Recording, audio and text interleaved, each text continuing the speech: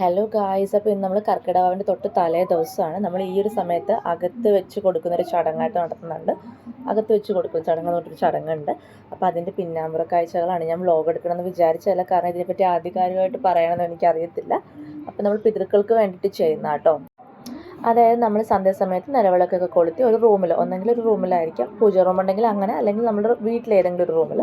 ഞാനിപ്പോൾ കുടുംബത്താളിൽ നമുക്കിവിടെ പൂജാ റൂമൊന്നും ഇല്ല, അതുകൊണ്ട് തന്നെ നമ്മൾ വീട്ടിലൊരു റൂമിനകത്താണ് ചെയ്യണേ. അപ്പോൾ നമ്മൾ ഇലയുടെയൊക്കെ ഉണ്ടാക്കി അവലും അതും ശർക്കരയും പഴവും ഒക്കെ വെച്ചിട്ട് വിളക്കൊക്കെ കത്തിച്ച് നമ്മളതുപോലെ തന്നെ പുഷ്പങ്ങളൊക്കെ അർപ്പിച്ചിട്ട് പ്രാർത്ഥിച്ച് അങ്ങനെ വെക്കുന്ന കേട്ടോ.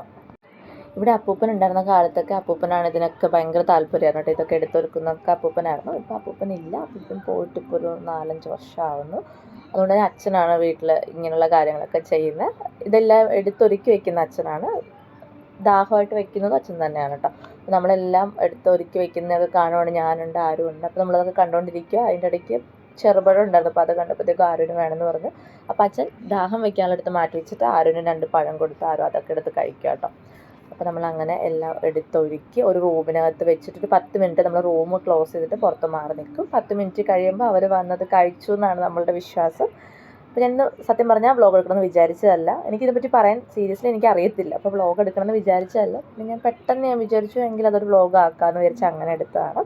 അപ്പോൾ അത്രേ ഉള്ളൂ നമ്മുടെ കുട്ടി വ്ലോഗ്. നിങ്ങൾക്ക് ഇഷ്ടപ്പെട്ടെന്ന് കരുതുന്നു. നെക്സ്റ്റ് വീഡിയോയിൽ കാണുന്നവരെ ബൈ.